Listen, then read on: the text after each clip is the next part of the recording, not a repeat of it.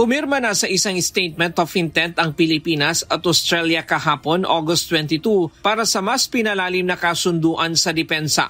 Target itong formal na lagdaan bilang isang Defense Cooperation Agreement o DCA sa susunod na taon. Sa ilalim ng kasunduang ito, inaasahang lalawak ang kooperasyon sa pagitan ng Armed Forces of the Philippines at Australian Defence Force. Kabilang na ang mas madalas na joint training, intelligence sharing at interoperability. Today we have, as you've just seen, also signed a statement of intent to pursue a defence cooperation agreement that we will seek to sign this time next year. This will be a really important step forward in terms of our defence relationship. It builds on the 1995 Memorandum of Understanding between our two countries. And in our talks together, we have signed a joint statement of intent, which places in concrete form the way we want our defence partnership to grow and to progress. There will be a lot of work following this statement of intent. Of course, we want to see a defense cooperation based on this statement of intent signed next year.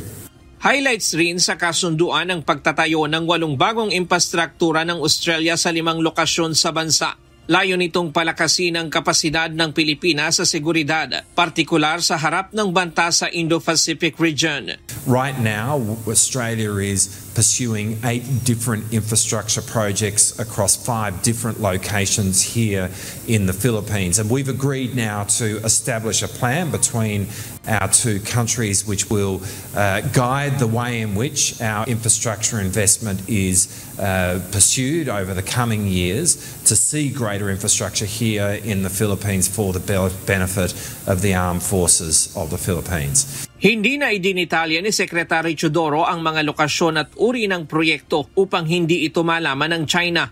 Nilinaw din ng Defense Secretary na hindi katulad ng EDCA site sa Amerika ang DCA sa Australia at nakabatay sa kailangan ng puwersa ng militar sa Pilipinas. Bagamat hindi pa inilalahad ang eksaktong detalye ng mga lokasyon, tiniyak ng magkabilang panig na ang mga pasilidad ay para sa pagsasanay, logistic at disaster response, kapwa pakikinabangan ng dalawang bansa. EDCA is an offshoot of a mutual defense treaty and not a visiting forces agreement, so that is a fundamental difference. So we will work out the appropriate arrangements, but we need, in order to operationalize the status of visiting forces agreement with Australia, more facilities to service them for increased tempo of joint exercises and joint activities. Samantala, ayon sa kalihim, kailangan ng baguhin ang modernization program ng AFP na kasalukuyang nakaset up sa 15 taon dahil masyado itong mahaba at hindi na praktikal. Giit ni Teodoro, hindi na akma ang sistema para sa pagpapalakas ng sandataang lakas, lalo na't may mga banta sa labas ng bansa. Ayon sa kaniya, hindi dapat patagalin ang pagbili ng mga kailangang kagamitan. So I hope also for this year we'll be pursuing a D&D transformation law. And I'm looking forward to also changing our modernization law. We cannot work with 15-year horizons.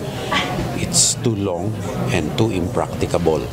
You know what? I'll just give you an example. In Ukraine, they have to retool and re-equip every 3 months because of artificial intelligence.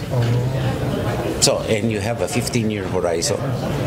Dagdag ni Teodoro, dapat na ring pag-isipan kung ilan ang dapat nakasapi ng AFP. Sa ngayon, nasa 162,000 lamang ang mga tropa ng militar na sa kanyang pagtaya ay hindi sapat para sa mga gawain tulad ng seguridad sa loob ng bansa at tulong sa kalamidad. Ryan Lacanlale, UNTV News and Rescue. Diyos ang aming sandigan, serbisyo publiko ang aming pinahahalagahan.